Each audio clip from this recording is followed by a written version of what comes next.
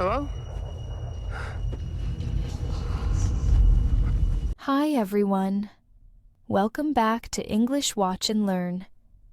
Today, we're exploring an amazing scene from the movie Bookworm. It's filled with survival drama, humor, and some great vocabulary and phrases for you to pick up. Let's see what's going on in the scene.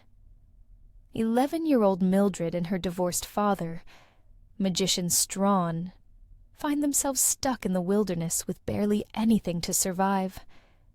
They're trying to figure out their next moves while being faced with fear, injuries, and limited supplies. Let's watch and learn.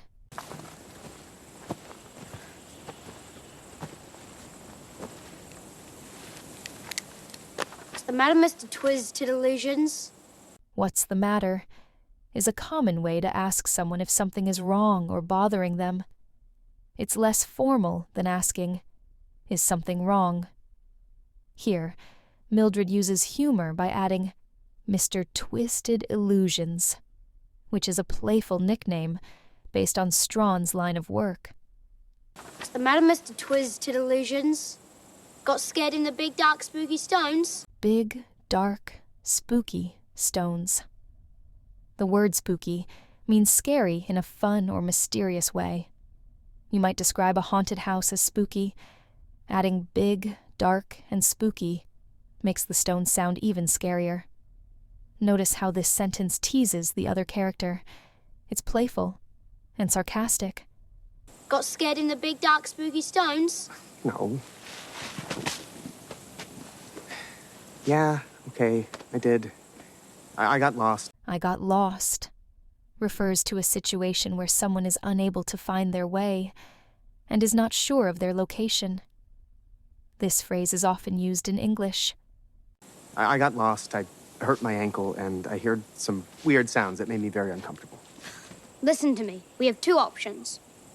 Yeah, and they are? Live or die. It really is that simple. Live or die. It really is that simple. This is a dramatic way to simplify a difficult decision. Saying, "It really is that simple," emphasizes that there's no middle option. It's either one or the other. Notice how the tone makes the sentence feel important and needing attention immediately. Live or die. It really is that simple. Now, I don't know about you, but I would quite like to live. I would quite like is a polite and somewhat formal way of saying I would like or I want. The word quite adds emphasis, showing that the speaker wants something fairly strongly, but not overly intensely. For example, in the scene, Mildred says, "I would quite like to live," meaning she really wants to stay alive. This phrase is commonly used in British English and makes the sentence sound a bit softer or more thoughtful. But I would quite like to live, with or without you. We are days away from anywhere. We have no food, no map, no fishing rod, no matches. So, what now? Are you familiar with Maslow's hierarchy of needs? Maslow's hierarchy of needs is a psychological theory about what humans need to survive and well-being. At the bottom of the pyramid are fundamental needs, such as food, water, and shelter. You might hear this phrase in academic contexts, especially in psychology or business. Are you familiar with Maslow's hierarchy of needs? Abraham Maslow, 1943, The Hierarchy of Needs.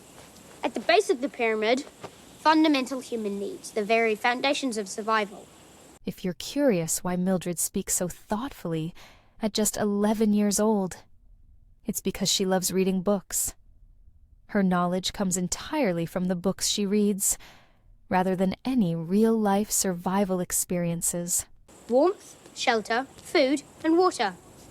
Shelter, we have. Warmth, we have. All things considered, we're off to a pretty good start. We're off to a pretty good start. In this phrase, the word off means beginning or starting something. It's often used to describe how something is progressing at the very beginning. For example, if a project or event starts well, you might say, "We're off to a good start." All things considered, we're off to a pretty good start. Now, as calories are in short supply, In short supply means that something is not available in large amounts or is difficult to get. It's used when there isn't enough of something. In the scene, Mildred says, "As calories are in short supply," meaning they don't have much food, so they need to be careful with what they eat.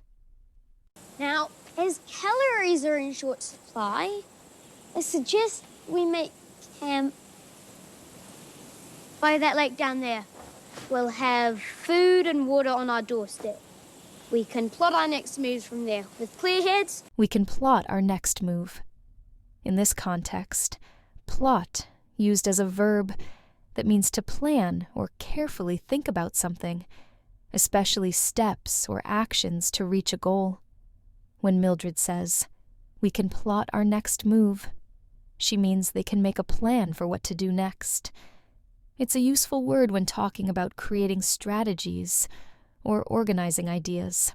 We can plot our next moves from there with clear heads and full bellies. Now tell me, Strawn, can you whittle? Whittle means to carve wood using a small knife. It's not a very common word, but it's useful if you're talking about crafting or camping. Listen to how Strawn reacts. He's confused because this is not an everyday word. Can you whittle? Can I what?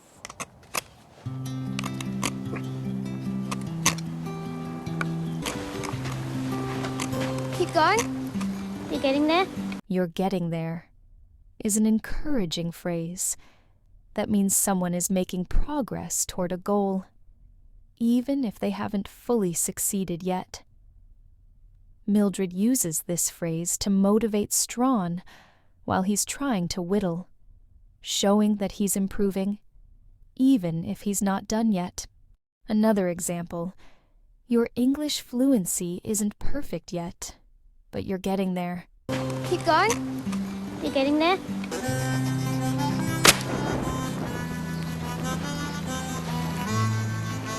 How did you... It's called magic. The thumb flint.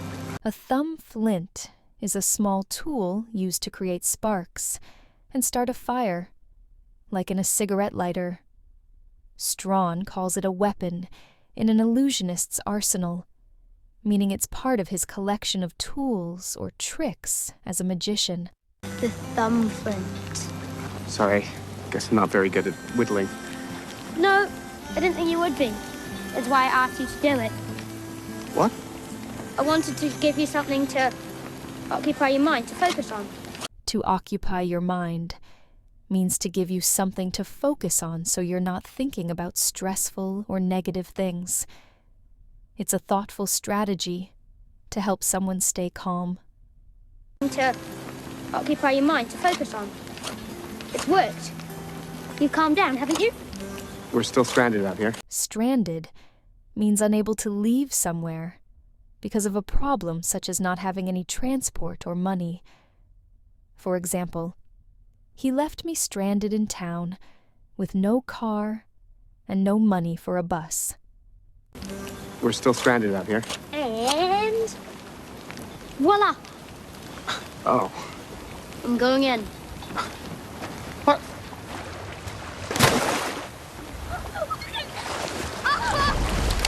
Great work today. All the words and phrases we learned are listed on my website. Find the link in the description. Leave a comment, like, and subscribe for more lessons. See you next time.